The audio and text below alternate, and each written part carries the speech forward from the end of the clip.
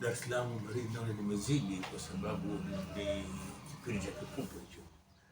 Kwa hiyo kama wasikilizaji wangu, mtuna sauti yangu imekuwa si kama ile mmezoea, mtaniwe radhi.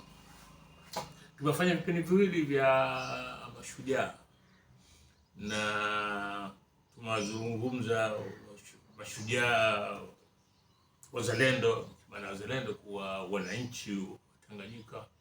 Alafu jana tumefanya kipindi tumewazungumza watu kama kina George na Toglo, watu kama kina Amir Jamal, watu ambao ingawa wao walikuwa si wa Afrika, lakini ni wanaingia katika kundi la mashujaa wa Tanganyika walipigania uhuru, kwa sababu walisimama upande wa haki.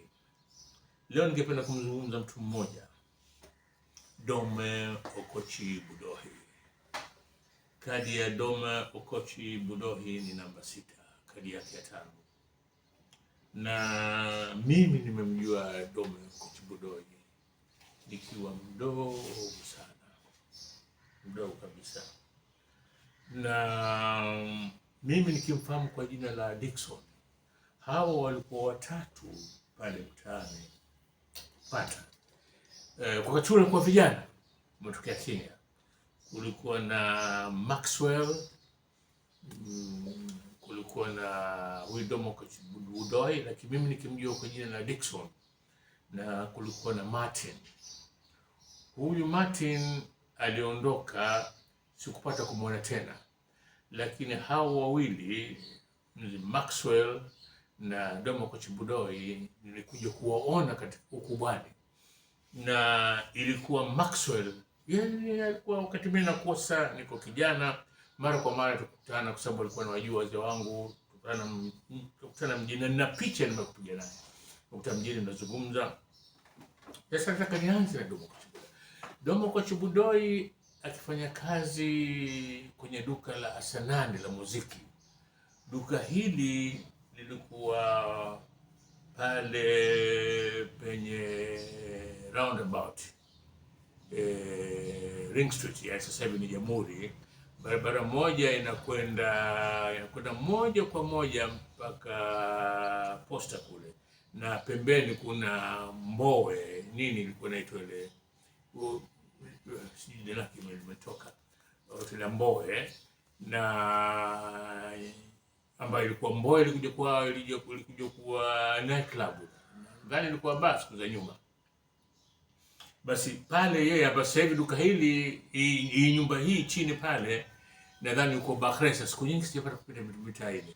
Sasa Dome Okochi Budohi alikuwa akifanya kazi pale kwa duka la Sanani la muziki, na yeye aliingiliana sana na Abdul Ali na Basi, kwa sababu wakati ule ujana hawa walikuwa na bendi yao ikiitwa The Blackbirds, Merry Blackbirds, na walikuwa vijana wakipiga muziki wa kizungu.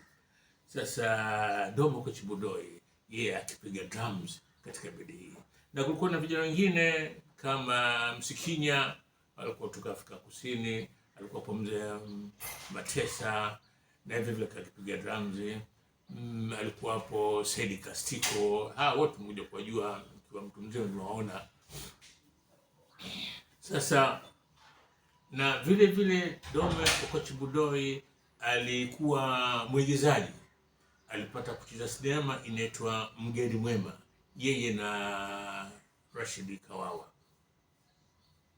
Sasa nakumbuka nilipopeleka msaada wangu wa mchapaji mmoja mwanzo, nishamtaja hapa siku za nyuma, aliniuliza, Mohamed, kuna mambo hapa wewe unasema umeona, lakini umri wako nikihesabu ulikuwa umri mdogo sana. Ulikuwa na umri gani? Nikamwambia nilikuwa na miaka 4. Akasema unakumbuka haya? Nikamwambia nakumbuka. Si kama mimi mtu kanieleza, wanaeleza nyumbani, lakini na mimi ile picha inakuja, kwa sababu nilimwambia mimi nimemuona Dome Okochi Budohi alipokamatwa kwa ajili ya kushutumu ya kuwa Mau Mau mimi niliwahi kwenda pale na watu wengine pale mtaani, tuliwahi kwenda pale Central Police. Central Police ilikuwa hili jengo ambalo linatazamana na Tanzania Railways Corporation sasa hivi. Lile jengo lilikuwa la polisi na ulikuwa unaingilia kwa nyuma, ambayo ilikuja kuwa bus stand pale. Pale kulikuwa na cell. Mimi nakumbuka kabisa ninamuona hivi kwa jicho langu. Labda yakashangaa, ndio vitu hivyo, unaweza kusema Mwenyezi Mungu shani yake, kwa labda alinipa fikra ya kuwa ya kichwa changu kwa matamambo ambayo mtu mwingine anaona kwa haiwezekani. Hata siku moja nilikuwa nazungumza na mjomba wangu Bwana Sulba Khamisi, mjomba wangu yu hai mpaka leo. Nilikuwa namhadithia jinsi alipokuwa akinichukua nilipokuwa mdogo kwenye baskeli yake, ananiendesha, ananichukua, tunakwenda hoteli. Alikipenda sana mjomba Khamisi. Ananinunulia chakula. Anasema, Muhammad, unakumbuka yote? Kama mjomba anakumbuka kila kitu. Turudi kwa Doma Kochibudoyo. Mimi nilimjuaje Doma Kochibudoyo ukubwa, nilikuja kukutana vipi? Maxwell siku moja aliniambia, "Sawa Muhammad, mimi nawasiliana sana na Dickson." Yeye alikuwa kimando Dickson. Na ananiuliza habari zako. Hebu muandikie kuwa umekuwa mtu mzima na uko Dar es Salaam.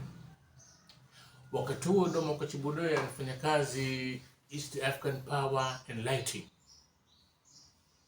Basi tukaandikiana, ilikuwa mwaka wa 71.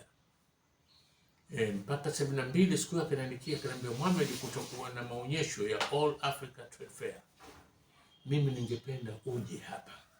Tuonane macho kwa macho, uso kwa macho. Basi mimi ndo mara yangu ya kwanza 72 ninakwenda Nairobi na nikakutana na Doma Kochibudoyo. Alikuwa na kasi moja inaitwa Ruiru.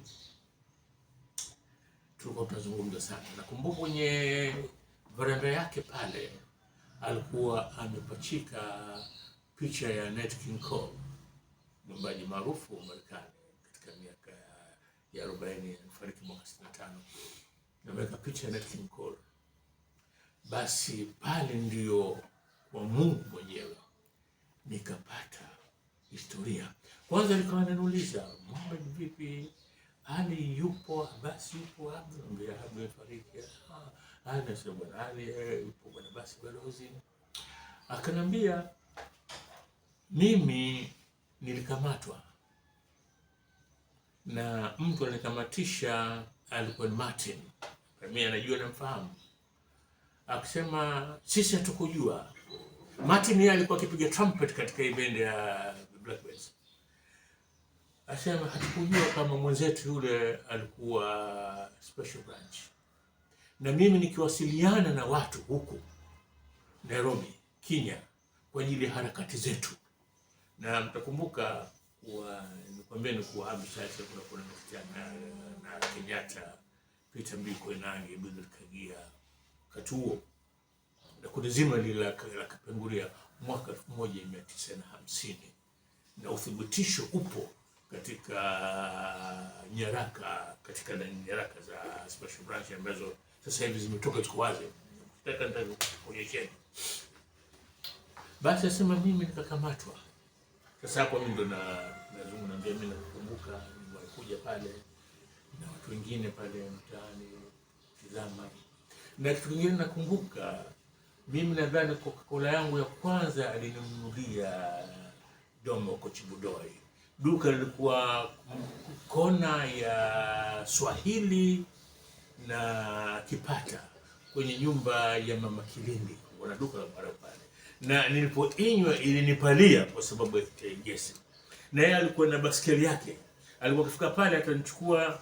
Unajua watoto ukimuonyesha mapenzi basi yanabaki kwenye akili yake. Nilikuwa namwambia hayo yote. Nakumbuka sana. Akasema basi kulikuwa na barua imekuja. Na ile barua mimi nimemuonyesha Martin. Basi ile barua ndio ikanikamatisha, nikachukuliwa, nikawekwa pale Central Police. Na tulikamatwa watu wengi watu kutoka Kenya. Tukachukuliwa ndani ya treni mabehewa ya kuchukuliwa wanyama yale, na tumefungwa minyororo mpaka Handeni. Pale kulikuwa na kambi ya kuwaweka hawa washutumiwa wa Maumau, na pale, hii ilikuwa mwaka 55, na pale katika maofisa ambao walikuwa wanafanya kazi katika wizara ya ustawi wa jamii alikuwa ni Rashid Kawawa. Sasa lakini kitu kimoja kinachangaza kuwa kitabu hichi cha Kawawa, nimesoma vitabu viwili sio viwili, nimesoma nadhani vitabu vitatu ameandikiwa Rashid Kawawa, lakini hakuna popote pale ambapo hiki ameandika Bida Sakala, ni viwili, na kingine kaandika ya Magoti. Haya ambayo naeleza ya Kawawa na kuingiliana kwake na hawa vijana ambao walikuwa katika siasa hapa, hakuna chochote. Wala haelezi Handeni kama alikutana na Domoko Chibudoi. Asema nilikuwa pale, tukatoka pale tukachukuliwa mpaka Kenya. Kenya tukapelekwa kizuizini Lamu, na tukutoka mpaka mwaka wa 62 63 tumekaa pale, tuko tukizungumza sana. Anasema mimi nilipokuwa Lamu pale, mambo mengi sana yakawa yamenijia dhahiri kwa nini nimefikia hapa. Na alipoachiwa akatoka akaenda kufanya kazi na Uganda Argus kwenye gazeti moja. Domoko Chibudoi, wakati mimi nimekaa naye pale, nimekwenda mara mbili, nimekwenda mwaka 72 na 74, alinipa kitabu False Start in Africa cha René Dumont, na ndio nikapata picha. Sasa hii ndio inakuja, wakati ule hakunijia dhahiri. Baadaye sasa nafikiri hapo nilipotaka sasa kuandika kitabu, mazungumzo yangu yote na Domoko Chibudoi. Kitabu nilikuwa nacho hapa, na mpaka naingia chuo kikuu cha Dar es Salaam kile kitabu nilikuwa nacho, sasa tulikuwa tukisoma. Nadhani ndio wakati kilipotea kitabu.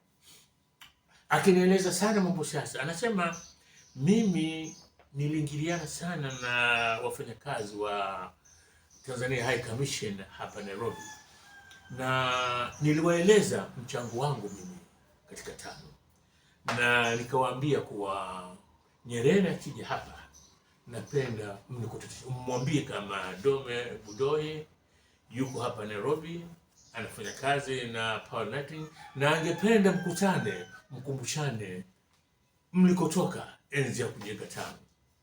Lakini alikuwa ananiambia kwa masikitiko makubwa, nasema kila mwalimu akija, mimi nikienda commission pale kuuliza kama ninaweza kukutana na mwalimu, sijui kama walimwambia ama hawakumwambia, lakini sikukutana naye mpaka tu nakutana naye mimi Budoi mara mwisho mwaka 74, alikuwa hajaonana na Nyerere, na hawa walikuwa mmoja.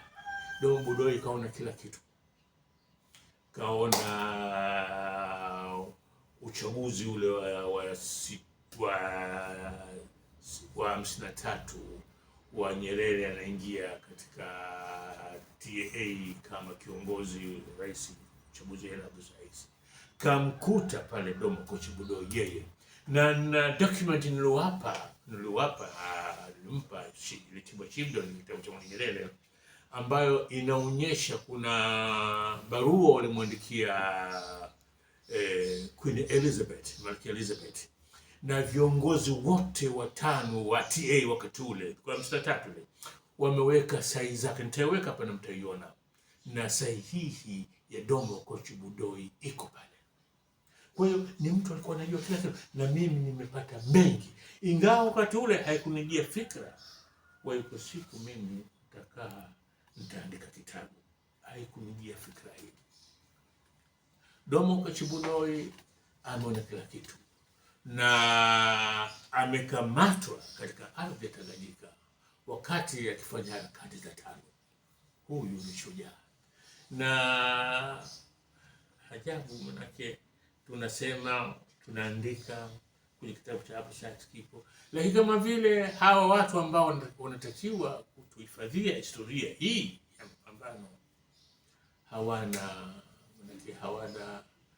hawana habari na nini, basi ilikuwa mimi maswali mengi kinauliza, mengine naweza kujibu, mengine nilikuwa siwezi kujibu. Basi huyu ndio Ndomo Kochibudohi, Mkenya Mluya, ambaye miongoni na watu ambao walipigania uhuru wa Tanganyika, ingawa hakukaa kwa muda mrefu, 55 kwa kukamatwa na akienda kifungoni Kenya. Assalamu alaikum warahmatullahi